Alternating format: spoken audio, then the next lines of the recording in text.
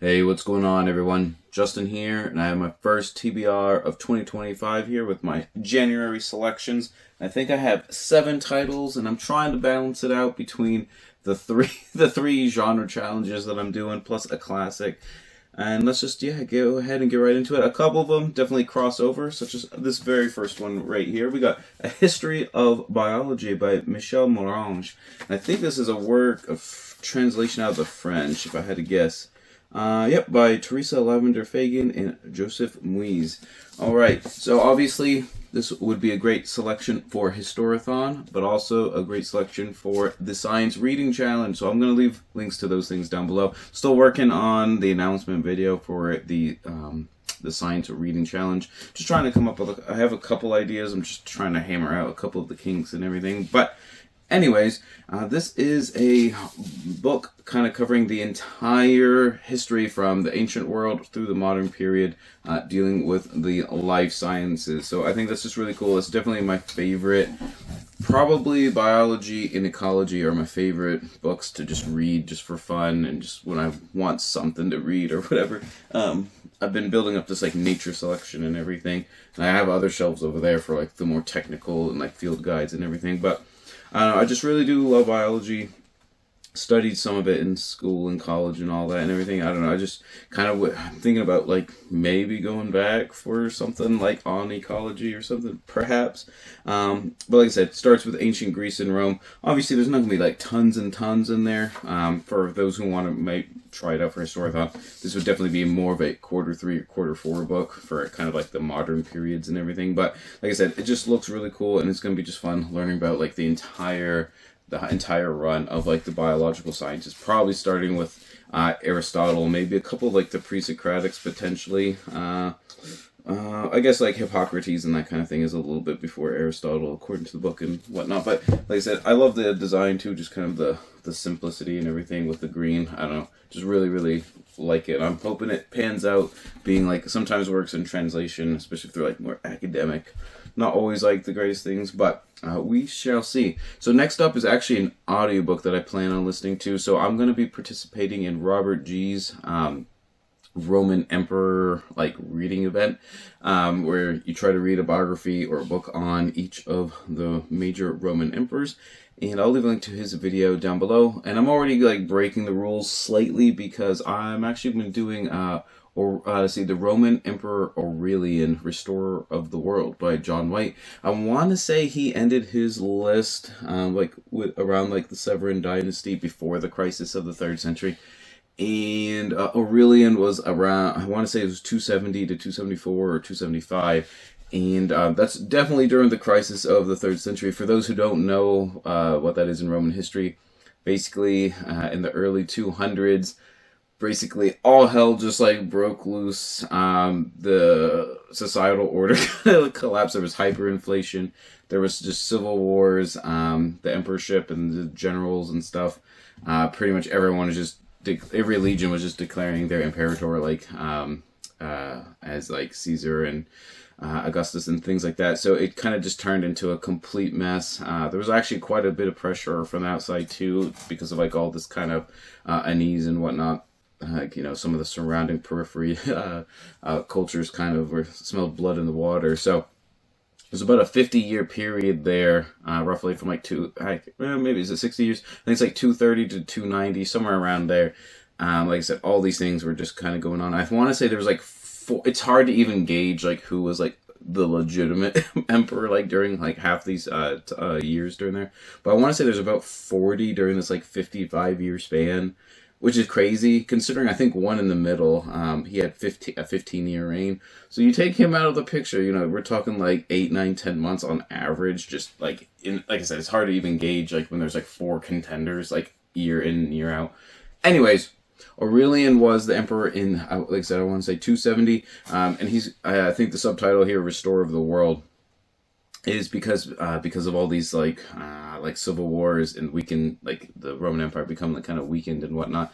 Like parts of Gaul had basically seceded. Parts of the Near East have kind of went independent, such as like Palmyra. I know he fought, he fought Sarmatians, he fought Vandals, he fought, I think the Alemanni. So he fought, basically everyone all over the empire and everything. And kind of like got everything to kind of coalesce back together, which, for the worked out for the next like couple of decades, at least enough for like when Diocletian kind of comes in and is like tries to set things like right again and whatnot. But anyways, I don't know much about Aurelian, so I don't know. I can't remember when I got this audiobook, but I saw it in my like library, and I'm like, what a better time than now for the History Challenge, Historathon, as well as the Roman Emperor Reading Challenge. So moving on now to some science books. We got, I guess, like I said, history of science, history of biology, that's probably a science book too. But I have Richard Dawkins' books do furnish a life, reading and writing science. And this is a pretty cool autographed copy that someone gave me as a gift, I think 2 years ago. So I definitely need to read it. And I figure why not for the first month in the Science Reading Challenge to read a book by a scientist interviewing and talking and having conversations with other science writers. So I thought that was just really cool. So I'll just give you a list. Here's the autograph as well. I'll give you a list of all the different people Dawkins just has some conversations about just being like a science communicator and science author, that kind of thing. All right, so we got Neil deGrasse Tyson, we got Adam Hart Davis, Steven Pinker, Christopher Hitchens, Lawrence Krauss, and Matt Ridley. So you got a couple of different things. You got astronomy, you got physics, some biology there. Steven Pinker is kind of like just the humanities in general, not social sciences, I suppose.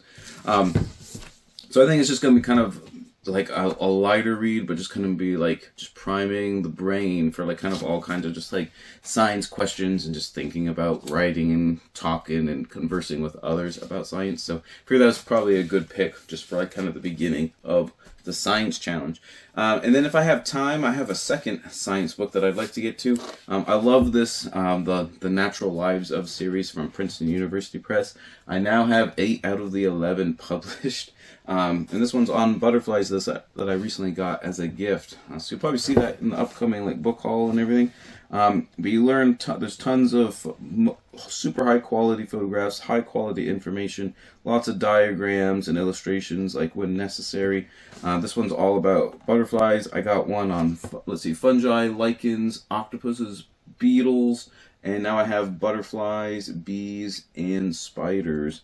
So I just find this is probably my favorite book series. If you leave a comment down below if you want me to do a video just kind of highlighting these books a little bit better. I feel like I show them a lot, but I don't always do a great job kind of just really showing them, if you know what I mean. But this one is by David G. James and David Lohman. So like I said, The Natural Lives of Butterflies. And they're just super relaxing, enjoyable to read. Can't go wrong with them.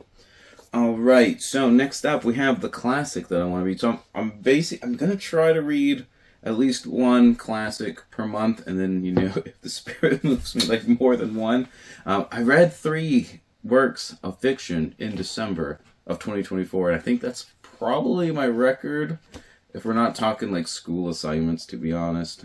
3 different classics. So be on the lookout for that wrap up at some point in the future. But here we go. We got Jack London's Oxford World Classics, kind of canine nature collections. We got The Call of the Wild and White Fang.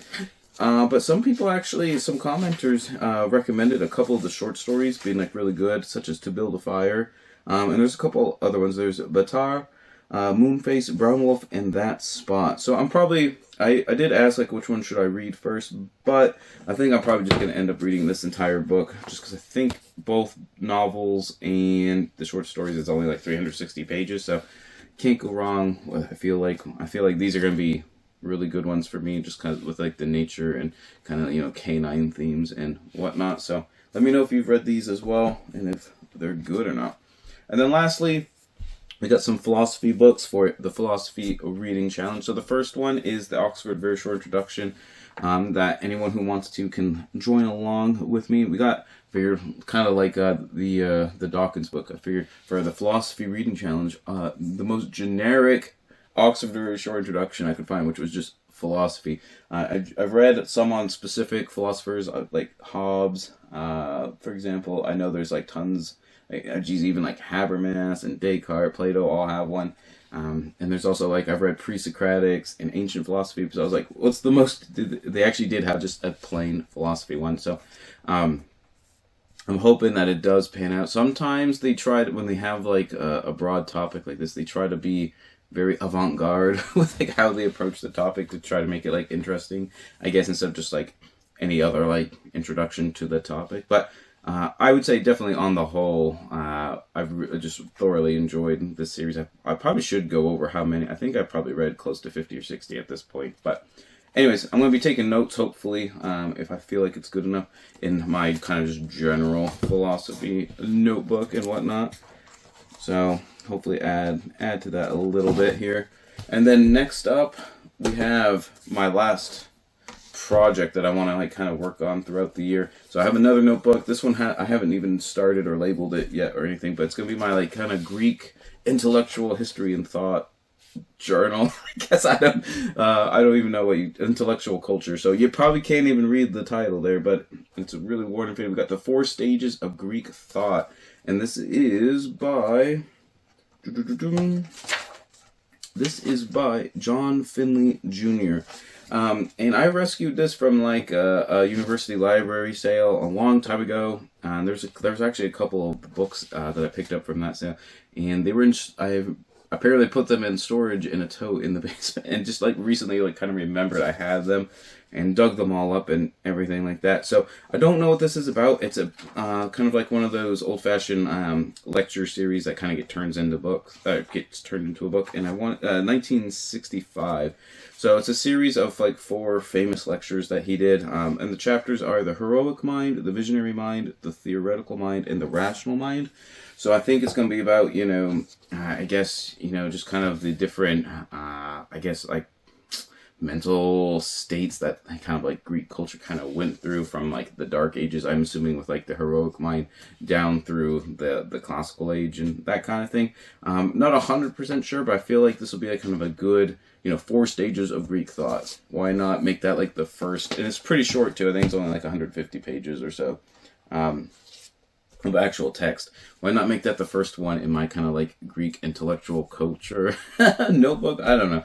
Just trying something like that out. Anyways, let me know what you think of any of these. If you think some of them are terrible. Like, I never know how to describe the Greek, like that notebook idea. I have a great idea, and I'm hoping it like comes to fruition and my like vision is like manifested. But I can also see it being like completely just like ridiculous from the outside as well. Let me know what you're reading in the month of January, or if you're participating in any reading events. I'd like to hear about them and check them out as well. But whatever you end up reading, always remember, read victoriously.